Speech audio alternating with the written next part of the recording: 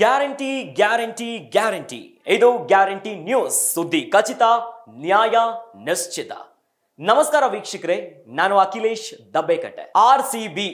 ಆರ್ಸಿಬಿಯ ಹೊಸ ಅಧ್ಯಾಯ ಹೆಂಗಿತ್ತು?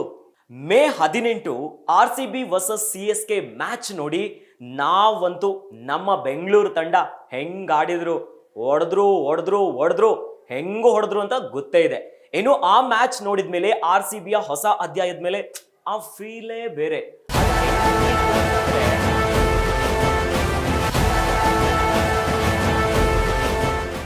ಆದ್ರೆ ಆರ್ಸಿಬಿ ಮತ್ತೆ ರಾಜಸ್ಥಾನ್ ಅವರ ಮ್ಯಾಚ್ ನೋಡಿ ಮನ್ಸಿಗೆ ಹೆಂಗಾಯ್ತು ಗೊತ್ತಾ?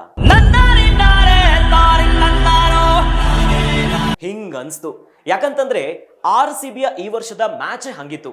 ಇಡೀ ಸೀಸನ್ ಅಲ್ಲಿ ಆರ್ಸಿಬಿ ಜಸ್ಟ್ 1% ಹೋಪ್ ಇತ್ತು. ಬರ್ತಾರ ಇಲ್ವಾ, ಸೋಲ್ತಾರ, ಹೆಂಗೆ ನಮ್ಮ ಆರ್ಸಿಬಿ ಕತೆ, ಹೊಸ ಅಧ್ಯಾಯ ಹಿಂಗೇನಾ ಅಂತ ಇದ್ರು. ಆದ್ರೆ ಆ 1% ಹೋಪ್ ಇಂದ ಪ್ಲೇ ಆಫ್ ವರ್ಗೂ ನಮ್ಮ ಹುಡುಗರು ಹೆಂಗು ಹೊಡೆದ್ರು. ಇಂಥ ಅದ್ಭುತ ಮ್ಯಾಚ್ ಆಗಿತ್ತು. ಆದ್ರೆ ನಿನ್ನೆಯ ಮ್ಯಾಚು ಅಹಮದಾಬಾದ್ ಪಿಚ್ ನಮ್ಗೇನೋ ಅಷ್ಟೊಂದು ವರ್ಕೌಟ್ ಆಗಿಲ್ಲ. ಆದ್ರೆ ನಮ್ಮ ಬಾಯ್ಸ್ ಅದ್ಭುತವಾಗಿ ಆಡಿದ್ದಾರೆ. ಅವ್ರ ಬಗ್ಗೆ ಏನ್ ನಮ್ಮ ಆರ್ಸಿಬಿ ಚೆನ್ನಾಗಿ ಆಡಿಲ್ಲ ಅಂತ ಒಂದು ಮಾತು ಆಡಂಗಿಲ್ಲ. ಯಾಕಂತಂದ್ರೆ ಅಷ್ಟು ಅದ್ಭುತವಾಗಿ ಆಡಿದ್ದಾರೆ. ಅಂಡ್ ನಿನ್ನೆ ಮ್ಯಾಚ್ ಸೋಲೋದ್ ಮೂಲಕ ಆರ್ಸಿಬಿ ಈ ವರ್ಷದ ಸೀಸನ್ಗೆ ಒಂದು ಬಾಯ್ ಹೇಳಿದೆ. It's okay. ನಮ್ಮ ಆರ್ಸಿಬಿ ಎಷ್ಟು ಸಲ ಸೋತ್ರುನು ನಮ್ಮ ಮನ್ಸಲ್ಲಿ ಯಾವತ್ತಿದ್ರು ನಮ್ಮ ಆರ್ಸಿಬಿ ಈ ವರ್ಷ ಅಲ್ಲ ಅಂದ್ರೆ ಮುಂದಿನ ಸಲ ಕಪ್ ಹೊಡಿತಾರೆ ಅನ್ನುವಂತ ನಂಬಿಕೆ ಇದ್ದೇ ಇದೆ. ಯಾಕಂತಂದ್ರೆ ಆ 1% ಹೋಪ್ ಇಂದ ಪ್ಲೇ ಆಫ್ ವರ್ಗೂ ಬಂದಿದ್ದಾರೆ. ಮುಂದಿನ ಸಲ ಕಪ್ ಹೊಡಿಯಲ್ವಾ? ಆರ್ಸಿಬಿ ನಿನ್ನೆ ಮ್ಯಾಚ್ ಆದ್ಮೇಲೆ ಒಳ್ಳೆ ಪ್ರತಿಕ್ರಿಯೆ ಬಂದಿದೆ.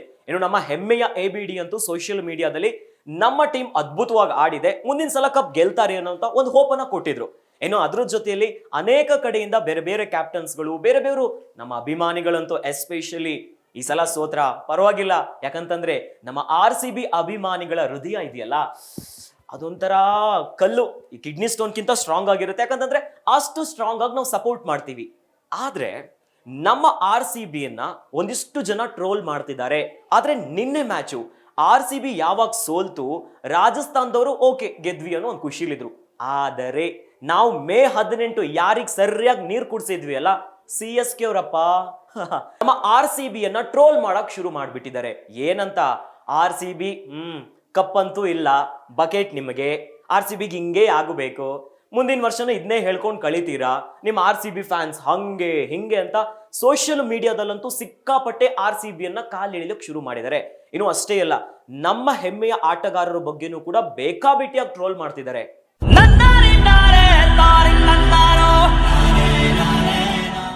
ಆರ್ಸಿಬಿ ಅಂತಂದ್ರೆ ಏನು?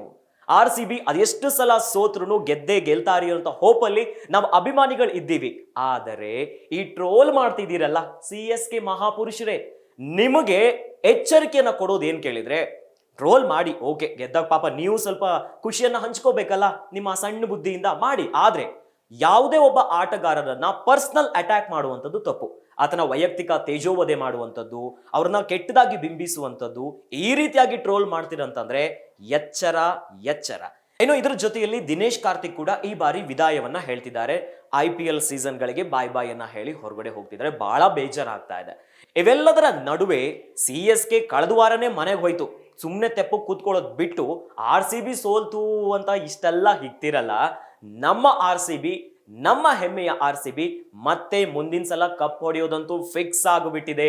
ಹಾಗಾಗಿ ಟ್ರೋಲ್ ಮಾಡ್ತೀರಾ ಮಾಡಿ, ಆದ್ರೆ ವೈಯಕ್ತಿಕ ದಾಳಿ ಅಂತೂ ಮಾಡಕ್ ಹೋಗ್ಲೇಬೇಡಿ. ಆರ್ಸಿಬಿ ಅಭಿಮಾನಿಗಳು ಹೆಂಗೆ ಏನು ಅಂತ ನಿಮ್ಗೆ ಗೊತ್ತು. ಮತ್ತೆ ನಿಮ್ಮ ಮೈ ಮೇಲೆ ನೀವು ಕಲ್ಗಳನ್ನ ಹಾಕೋಬೇಡಿ. ಗ್ಯಾರಂಟಿ ನ್ಯೂಸ್, ಸುದ್ದಿ ಖಚಿತ, ನ್ಯಾಯ ನಿಶ್ಚಿತ.